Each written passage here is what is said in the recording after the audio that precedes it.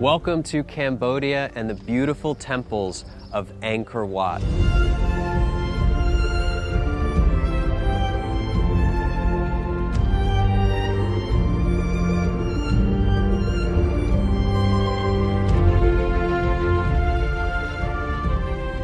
Over the years, Cambodia has become a hotspot for tourism activity because of Angkor Wat and because of these amazing temples.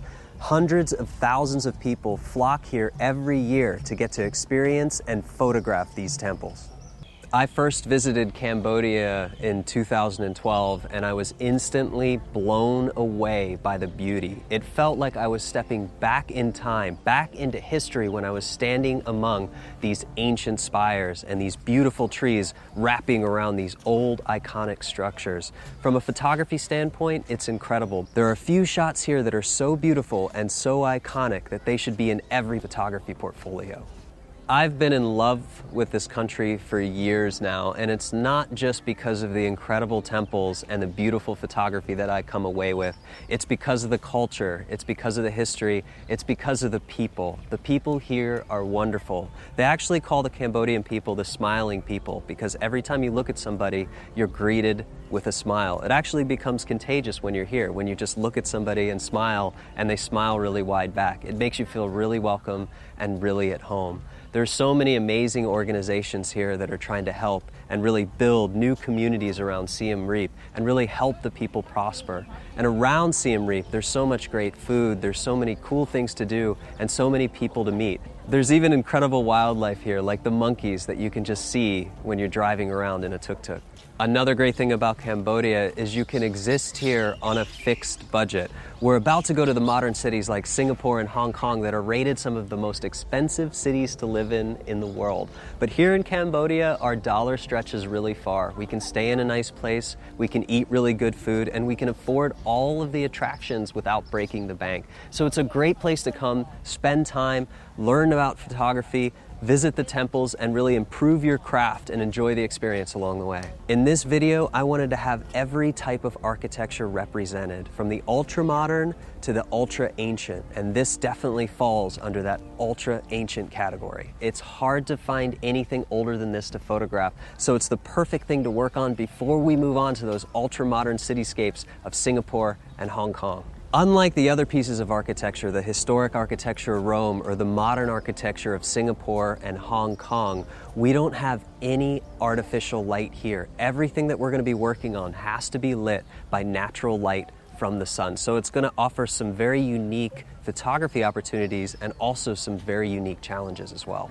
While we're only going to be concentrating on a few photos while we're here in Siem Reap, I really couldn't think of leaving this out of this tutorial. It's one of my favorite places in the world. I really wanted Lee and Patrick from F-Stoppers to see this place and experience it for themselves as well. We're not going to be staying very long in Siem Reap, and we're only going to be focusing on a couple images. But these few images are going to be unlike anything else we're going to work on in this entire tutorial. The first thing we're going to do is scout some of these beautiful temples and figure out what shots we want and what we want to work on. And finally, we're going to end with the most iconic spot in Angkor Wat.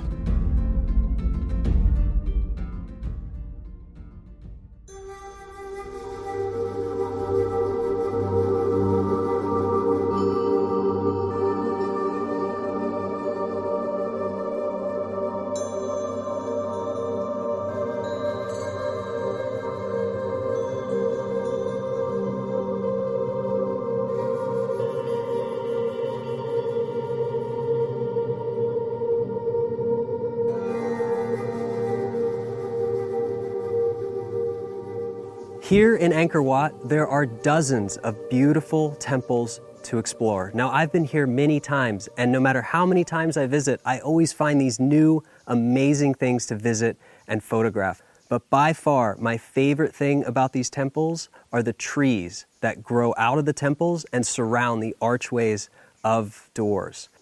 Some of these temples are over 1,000 years old, but they've only been discovered relatively in recent history. And when they were discovered, they were actually covered by dense jungle. So that jungle had to be removed, and these temples had to be reconstructed. And any trees that they could remove were removed to save these temple structures. The ones that remain are the ones that actually fused so tightly to these temples that removing them would destroy what's underneath. So they became now very iconic and very symbolic of Angkor Wat. Now I know where each of these trees are, and they all offer something a little bit different. But this one that we're about to photograph now is by far my favorite tree in all of Angkor Wat. This is a pretty simple shot. I just want a straight-on example of the trees, the roots leading into the frame, and the doorway surrounded by these roots that lead into the trunk of the tree.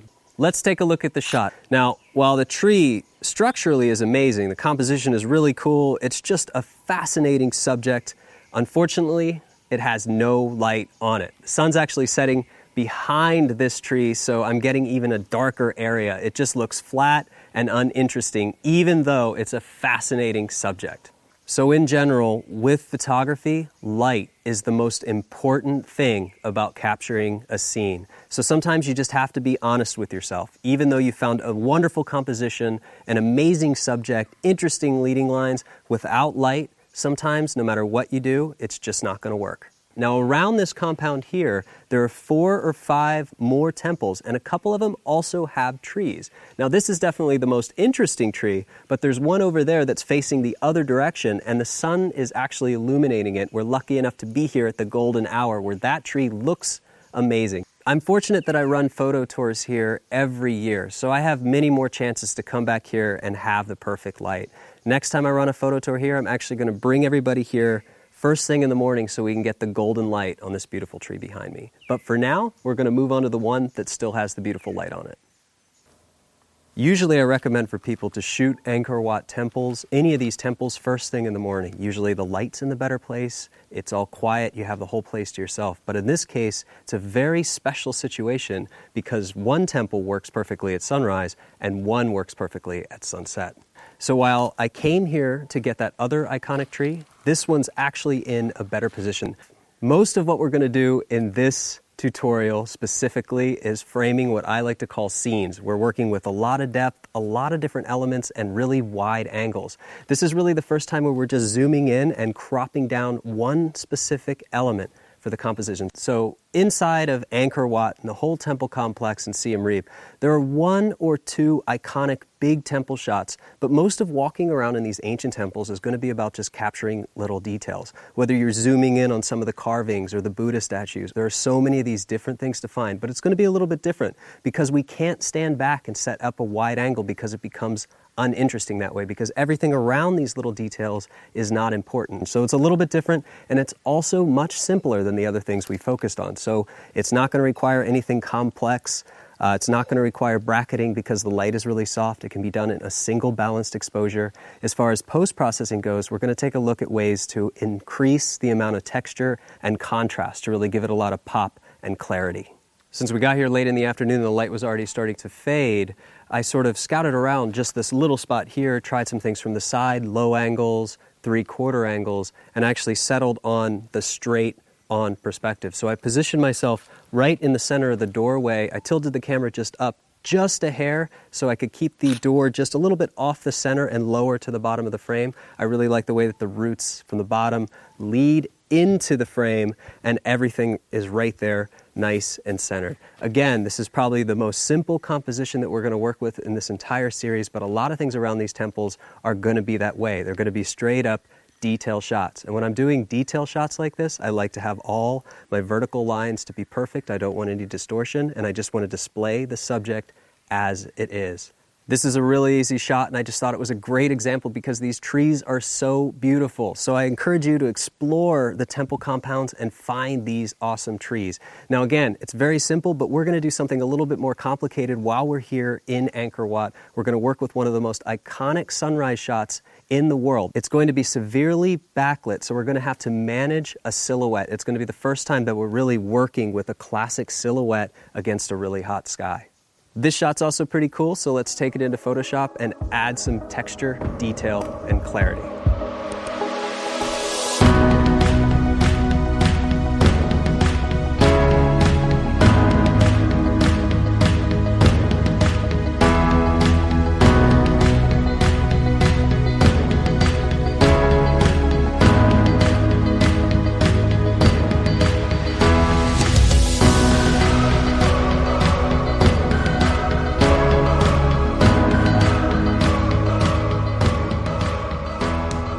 Hello everyone, welcome back to the post-processing studio. We're moving on now to Cambodia.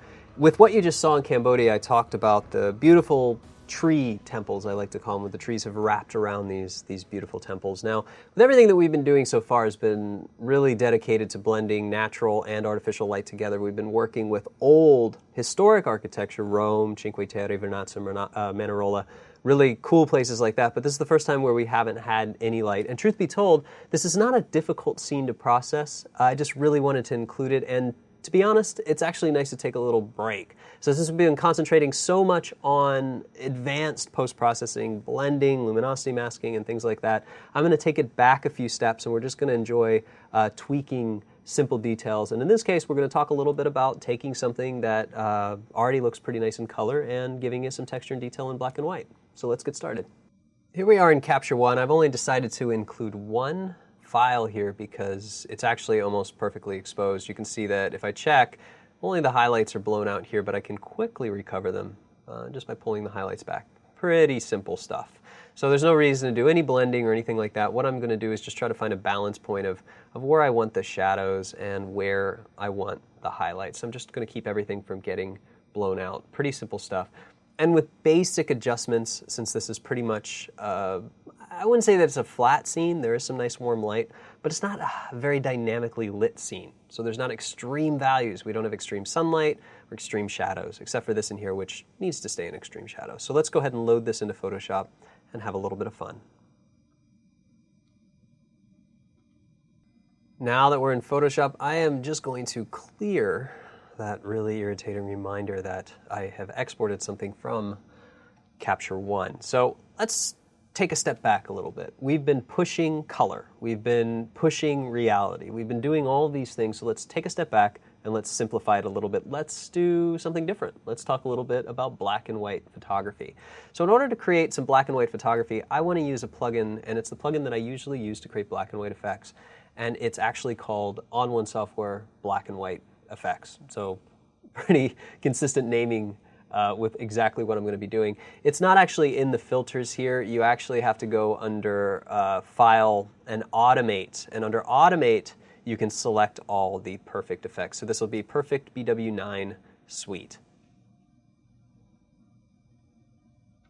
I'm just running the trial right now, which you guys can do. They give you 30 days for free. As you can see, it loads a preset default here, and it gives us a bunch of options on the right. Now, this is something that you guys hear me do all the time. I do not use presets. I really go out of my way to try not to use presets, but to be honest, some of these over here are actually pretty cool. So we can get, like, check this out. We can get some really nice effects here. Mirror Glow, Platinum. This one's called Wall Street, but it feels kind of like a sepia tone. I'm just going to pick one that's a little dramatic, not too dramatic, but I think something more like rugged, and we'll see how this changes. So with something like rugged, you can see now it's popped these details out. So it's gone from very flat to very contrasty. Now with this preset enabled, all it does is it changes these settings. So anytime that I click on this, you can see that it's going to update my sliders. So at any time, I can reset this. You can see this is a soft focus effect. But I can always go back to the default. But we can kind of take a look at a few of these and see which one we really want to use. That's okay. I really like this rugged one. It seems to add a little bit more texture to it, and also a little bit of a vignette around the edges. So with this as a base, now I can go in and make adjustments. Over here on the right, there's some basic things you guys should be able to understand: brightness, contrast, highlight, shadows, blacks and whites, and detail, which is pretty cool. So you can see as I start to change the brightness, that's kind of a no-brainer. It was set to a negative before. We can up the contrast just a little bit, pull the brightness up just a little tiny bit more. And you can see blacks and whites, that's actually going to clamp. Remember, we use clamping all the time. Imagine this was a curves layer. We just drag the bottom pin to the right and the top one to the left. You can see that's just going to clip those values. It's pretty nice. This is nice too, because if we looked at this as a color layer, we can actually adjust, let's say, the yellows. So the yellows in the scene, we can actually change the priority of the balance. And you can see that I can brighten the yellows in the scene, I can darken the yellows in the scene. Let's say the blues you can see is the sky in the background. I can brighten and darken those values in the background. So it gives us a nice base to work with. But I'm just going to go ahead and keep this close to the default, and I'm going to click Apply, and we're going to work a little bit more in Photoshop. Well, you can see the beginning here. We have our barely adjusted raw, some beautiful color and texture, but now we've gone overboard with the texture with the black and white. I really like the contrast. Let's load another filter by On1, and this time I'm going to use Perfect Enhance 9. Perfect Enhance 9 is really cool. If we show the whole suite, and I've shown the whole suite, we have layers, and we have different things that we can do with the layers. But this gives us, this is probably the most simplified color and contrast detail correction tool on the planet, because it literally gives you, don't ever click auto tone or fix focus or anything like that, but it gives you these really easy ways. Like say you want more brightness, you can click plus brightness, minus brightness, more contrast, plus contrast. More vibrance, color, obviously those do not apply here. But look at this, we can add some detail. Let's add a little bit more detail here. So make those details just really scream. We can add a vignette. So you can see the more of the vignette. Obviously the vignette is positive, gives white, negative starts to give black. So we can start to add a negative black effect around here, which is really nice. We can pull the brightness up in the center. Actually, I don't like the brightness because of the doorway there, but let's go ahead and pull the vignette down just a little bit more. So it's nice. So we can make some custom adjustments here, and we'll go ahead and pull no noise, let's say highlights a little bit more, contrast a little bit more, and we'll go a little bit crazy on that vignette, a little bit even more crazy on that vignette, and a little bit more brightness, a little bit more contrast. And you can see it's kind of a neat way to work because you can just add. It's like mixing this palette of corrections that you can do. I'm going to leave everything else down here. This is going to give us more areas that we can fix focus, which we don't have to do here, or we can just do more sharpening with more detail. But we've also applied that up here. So with that applied, I'll say apply, and we'll go back to Photoshop. Well, that's pretty cool. So we've gone from this, which was pretty dynamic until we got this in there. And now it's even more dynamic. Let's do a few more things though. I want to accentuate that vignette by making a negative vignette in the center. So I'm going to create a curves layer, and I'm just going to ramp up these curves just a little bit, and I'm going to gamma boost. And with a gamma boost intact, I'm going to use the gradient tool. I'm going to change this. I usually use the linear one. We're going to do a radial gradient. I'm going to switch it from white to black, and I'm just going to draw from white to black just like this. And now I'm going to get more brightness in the center. And we'll tweak it a little bit. I probably want to go ahead and protect my shadows and just change the highlights just a little bit like that.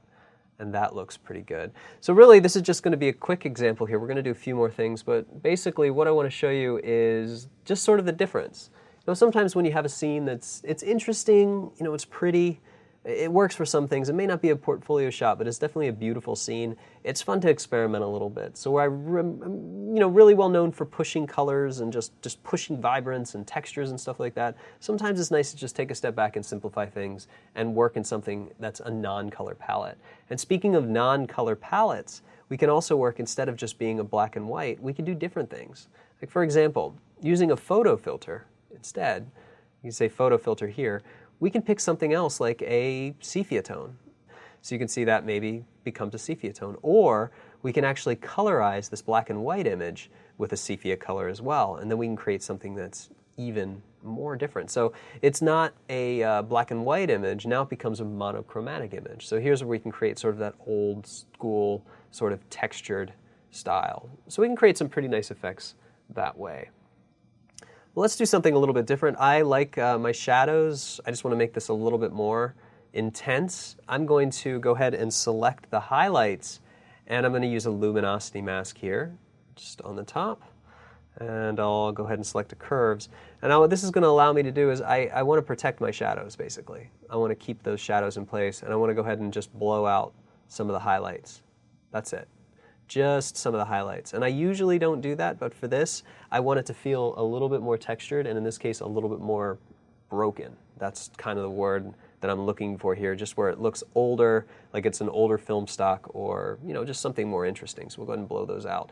Now I don't want to blow out the edges out here. I'm only concerned about the tree. So what I'm going to do, instead of putting a new mask on here or folder, I'm going to link this by holding the Option key to the mask below. So now it's going to only be controlled inside of that mask that I've already created on the curves, and it's only going to be in the center. And I can make all the adjustments that I want just to this area, just to blow it out. So I have the sepia layer. So I have the photo filter on top that gives it a sepia tone look, which is pretty cool. Last thing that I'm going to do here with the Perfect Enhance, I'm going to duplicate it and create a high pass filter. Make high pass filter of 2, set to overlay. And you can see the before and after here. It's really popping out these details. Well, here's where it gets a little bit fun. Now, where do I want these details to exist? Do I want to accentuate the tree? Do I want to accentuate this area here? Well, in this case, I'm going to paint it in a custom fashion. So we'll just go ahead and pick a brush with 100% flow, and I'm just going to go ahead and paint in this detail right around the trees and the tree roots. So let's say we wanted to lead the eye and the viewer around this area. This is the area that I want to paint in. So I want all this detail here, kind of moving up here. Just selective detail, just a little bit just to enhance it.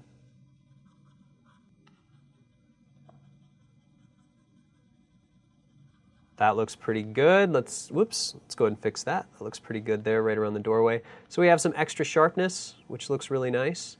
I'll just call this high pass. And we'll call this colorize, just so we have everything intact. And I'll name this adjusted. Raw. That looks pretty good. So we're doing pretty good so far. Now, here's where I want to have a little bit more fun. I really like this, but now I want to accentuate the three-dimensional aspect of this. So I have all these color corrections going on. I'm going to create one more, and I'm actually going to create a mid-tone mask. So remember what we did last time? Created a mid-tone mask. First thing I want to do before I create a mid-tone mask, I'm going to turn off all these adjustment layers, all the color correctors that I have. I'm going to go to Channels, load the RGB, create the mask here, and I'm actually going to duplicate it one more time, invert it, select all, and I'm going to subtract this one, and then this one. It's going to give me the error saying that nothing's actually happening, and I'm going to go ahead and create another curves layer. So now with the midtones selected, I'll turn everything else back on, and I should be able to pull down those midtones. And the midtones I'm looking for right around here. And that's all I'm really trying to do, is to cause that extra contrast in those midtones, just to pop it out a little bit more and make it more dramatic. We'll go ahead and throw this right on the top underneath the colorize layer, and that pretty much takes care of that. So here's our before with our black and white effect turned on. We have a little bit of detail here, and then we have some final color correction to get it to look a little bit more unique. So that's a pretty cool thing that you can do if you want to make something look like an old photo. If you just want to have something that's a little bit more dramatic. Another thing you could do is crop this a little bit differently. Say you were going to work in Instagram, this would make an excellent square crop. You can see that you could actually center it up just a little bit and it would look great. So you can see you have this nice tree and everything there. And not everything always has to be vibrant color. Sometimes old objects look awesome if you just treat them as so, if you just treat them as these old sort of postcard or textured elements. So sometimes you can just create something that you maybe would not have done in the first place, but in the end, it's always fun to experiment. In this demonstration, we've examined ways to make really cool black and white effects and also the sepia tone effect. But bear in mind, in my portfolio, you guys know me for very vibrant colors, so I rarely use black and white and I rarely use sepia. But in this case, if I had to choose one, I'd definitely pick the black and white.